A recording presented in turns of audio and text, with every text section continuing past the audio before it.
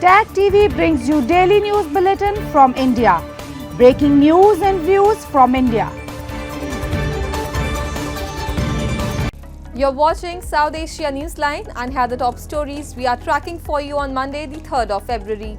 Rahul Gandhi attacks government, claims Make in India failed, links it with China border row. UNHRC flags concern over deportation of Afghan refugees from Pakistan. And UNICEF says government will bring back Sheikh Hasina, calls her butcher of Bangladesh.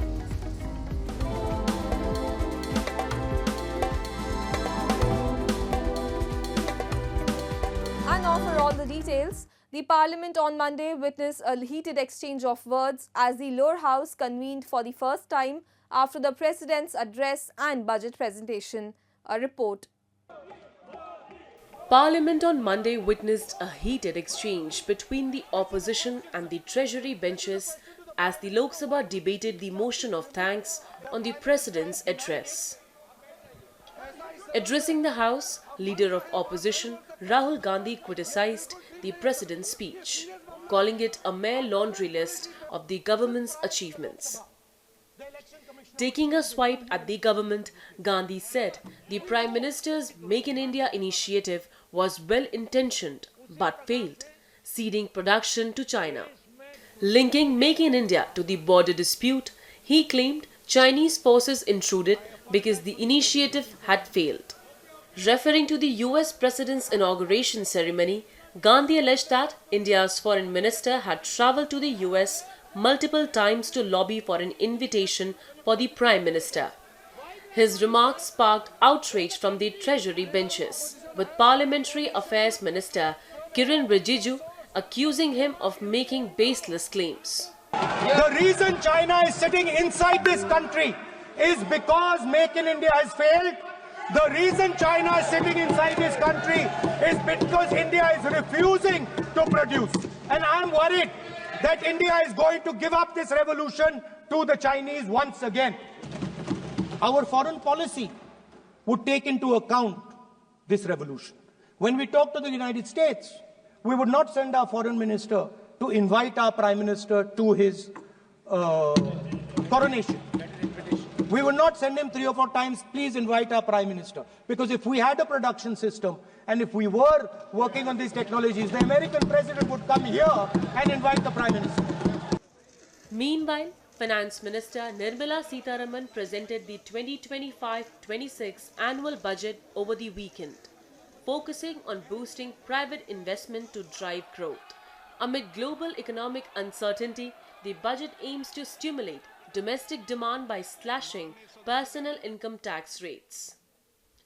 The government announced that individuals earning up to 1.28 million rupees annually will now be exempt from taxes, up from the previous threshold of 700,000 rupees.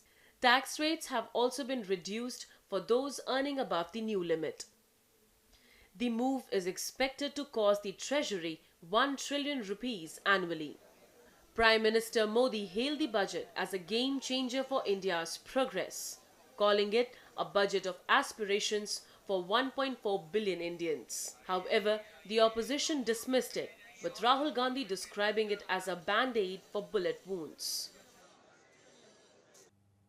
At least 4 Pakistani paramilitary personnel and 18 army soldiers were killed this past weekend as their vehicle was ambushed by the terrorists in Khyber Pakhtunkhwa province. So far, no group has claimed responsibility for the attack, but in the past, the Tehreek-e-Taliban Pakistan have attacked Pakistan's security forces over a decade and a half in the region. 11 of the militants were killed in what the military described as clearance operations on Saturday. Meanwhile, Pakistan Army Chief General Asim Munir attended the funeral prayers and visited the injured in the combined military hospital, Quetta. Pakistan has been carrying out extensive anti-terror operations across the country to curb the menace of terrorism in both Khyber Pakhtunkhwa and Balochistan region. The United Nations High Commissioner for Refugees in Pakistan has expressed concern over the expulsion of Afghan nationals from Islamabad and Rawalpindi. The organization is aware of the Pakistani government's directive that all Afghans holding the ACC card must leave these cities and immediately return to Afghanistan. In a statement released this past weekend, the UNHRC confirmed that under the new instructions from the Pakistani government, Afghan nationals with POR cards are also required to relocate from Rawalpindi and Islamabad. This comes despite the fact that their residence permits in Pakistan are valid until June 30 of this year. The decision to expel Afghan refugees has raised significant concerns, particularly about the safety and security of those affected.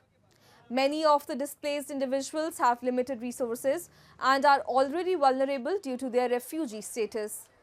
The large-scale return of Afghans from Pakistan, especially under such circumstances, may further strain Afghanistan's already fragile infrastructure and resources.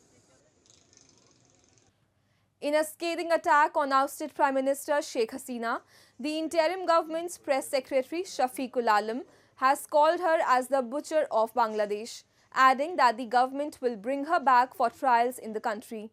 In a post on Facebook shared on Sunday, Alam said one of the main responsibilities of the Muhammad Yunus-led interim government is to hold trials of the people who killed protesters during the mass uprising in July.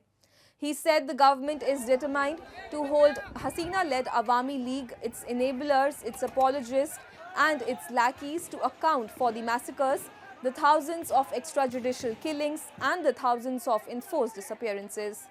Calling Hasina as one of the world's most brutal and corrupt dictators, Alam added, if we believe in democracy, we must be able to speak against Hasina for all we want. Four-time Prime Minister Sheikh Hasina was criticized for authoritarianism and suppression of opposition. She fled to India in August last year after a student uprising led to her ouster from Bangladesh. 10 fishermen from India's Rameshwaram were detained by the Sri Lankan Navy while fishing near Kachathivu on Monday for alleged poaching. Local media reported their boat was also seized for allegedly crossing the maritime border. The prolonged dispute over fishing rights has been a source of tension between India and Sri Lanka for many years, as they share an expansive oceanic border without any perceptible demarcation. Fishermen from both sides frequently stray into each other's territory while netting their catch and end up spending years in jails.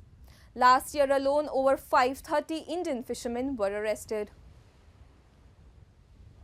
As people across Nepal and India celebrated Basant Panchami, devotion and tradition took center stage with prayers to Goddess Saraswati, symbolizing the arrival of spring and the pursuit of knowledge. Take a look. Scores of people on Monday prayed to Goddess Saraswati at the historic Swayambhunath temple in Nepal's Kathmandu to celebrate Basant Panchami, which marks the beginning of the spring season. The walls and edges of the temple were filled with names and scribbles as adults and children alike, some guided by their parents, wrote on them. The day of Basant Panchami in Nepal is considered an auspicious day to make a fresh start to know the alphabets. Basant Panchami is also called the Saraswati Puja in Nepal, following the religious belief that if students worship Saraswati, the goddess of wisdom, knowledge and the arts, they will get success in their studies. Saraswati मन्दिरमा चाहिँ आज विशेष सरस्वती देवीको पूजा आराधना गरिन्छ त्यो विद्यागीत ध्वनि को हुनाले अब बच्चाहरूलाई पनि यसो मन्दिरमा ल्याएर बच्चाहरूलाई पनि ज्ञान बढोस् विद्यागत ध्वनि हुनाले बच्चाहरूलाई पनि हामीहरूलाई पनि सबैलाई हिन्दू धर्मग्रन्थ अनुसार हामी चलन चलीमा आएको यो यस्तै ज्ञान बुद्धि विवेक बढोस् भन्ने हिसाबले नै हामीले बच्चाहरूलाई पनि ल्याए हामी पनि आएर हामी सरस्वती माताको दर्शन गर्न आएको हौं. Meanwhile, in India, millions of Hindu devotees led by ash-smeared ascetics and seers converged at the confluence of rivers Ganga, Yamuna and mythical Saraswati in Prayagraj city to take a dip in the holy waters on the occasion of Basant Panchami during the ongoing Kumbh Mela, the world's largest religious gathering. Devout Hindus believe taking a dip at the Sangam or the confluence absolves them of sins, and during the Kumbh, it also brings salvation from the cycle of birth and death. The 6-week-long Kumbh festival, held every 12 years, is expected to draw some 400 million devotees in 2025, officials estimate. I've been to Haridwar to Mahakumbh, but taking this Snan today, Shaisnan Basant Panchami with Sadhu Baba, is to me it's beautiful. Because I love Indian culture. I'm taking photos of sadhus for 16, 18 years. But today no photos, just Snan. Just enjoy Maganga or Yamuna or Saraswati, that is Darshan, you know, it's beautiful. That's all in tonight's edition. We will see you same time tomorrow. Good night.